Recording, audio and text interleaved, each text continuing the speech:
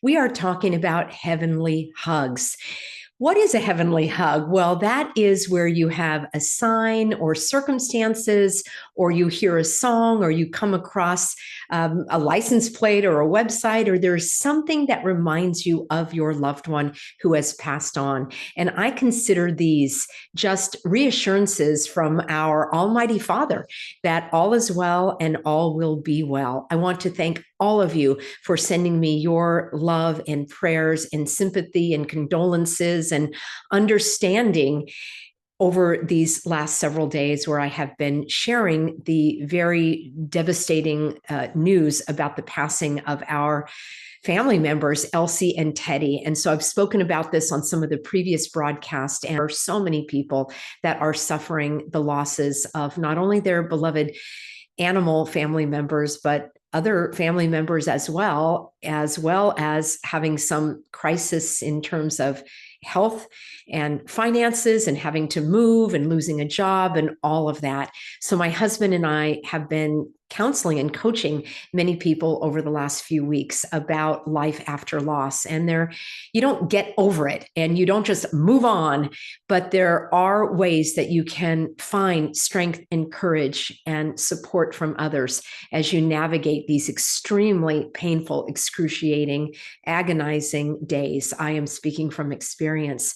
One thing that does help lift my spirits is when I receive what I call heavenly hugs. And I want to share some of those with you. This one in particular, I'm going to share the story. And I've also got something that happened after my sister's husband passed away. I want to talk about what I saw with my lovely Elsie and also Teddy Bear. So leave a comment if you would.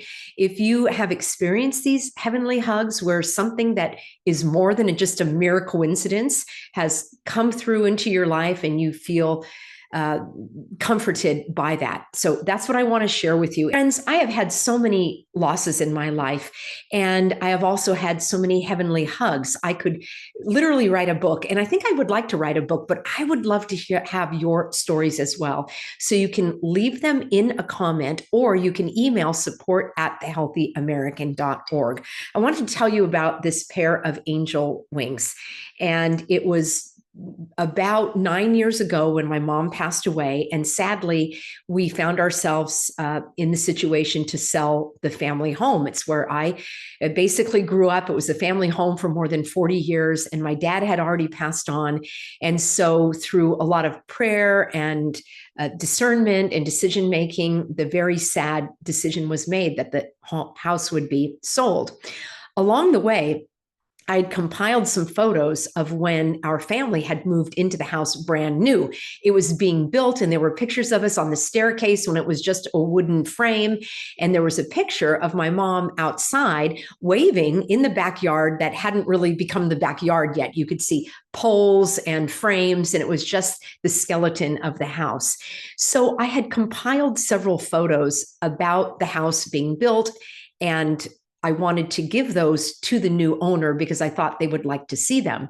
So I had those on the kitchen counter, and I went for the final day. And any of you that have been through this, selling a home, it's like another loss because it was a visible, physical expression of all of those memories. It was very, very painful for me to go through. And I was praying for God's strength and courage to get me through. I couldn't believe it was the last time I would ever see this house. So I went into the backyard and I did one more look around to see if there was anything that I could still take with me, anything that wasn't nailed down or attached to the house I could take.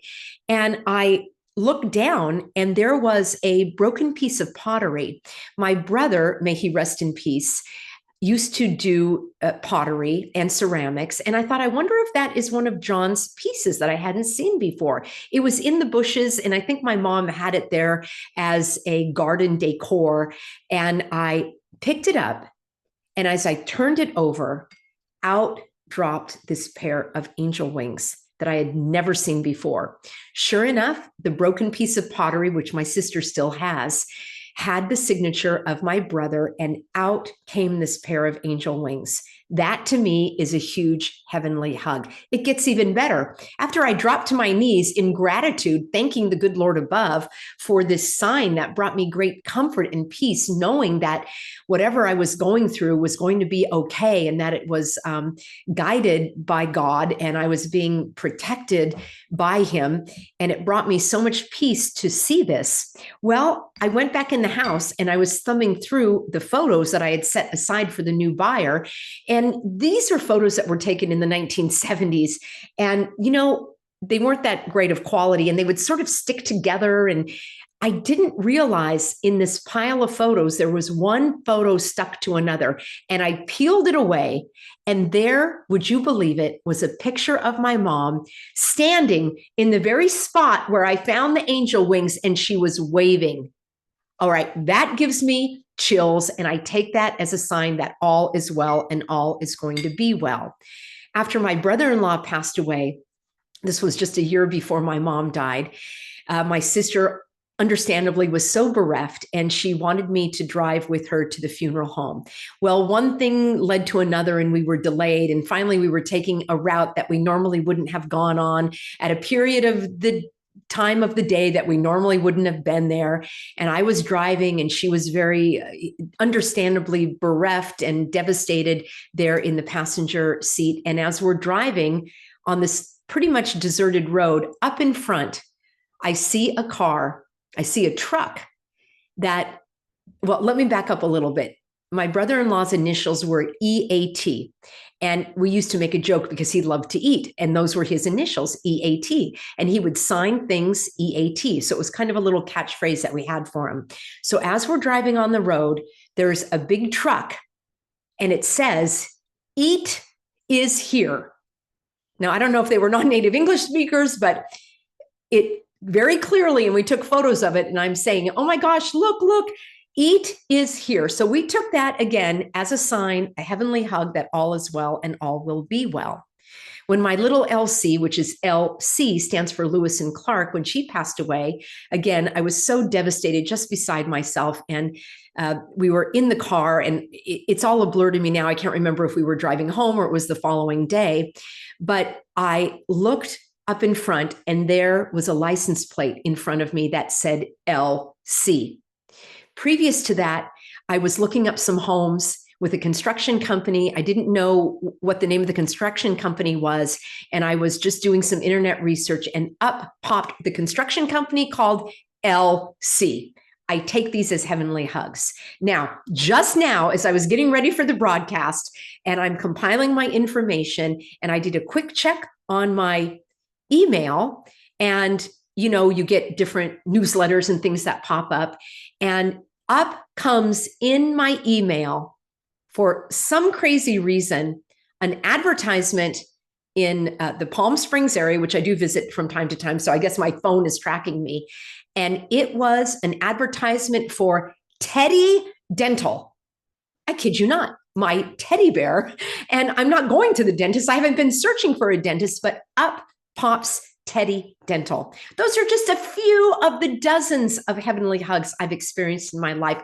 I want to hear about your heavenly hugs. Please let me know in a comment or email support@thehealthyamerican.org.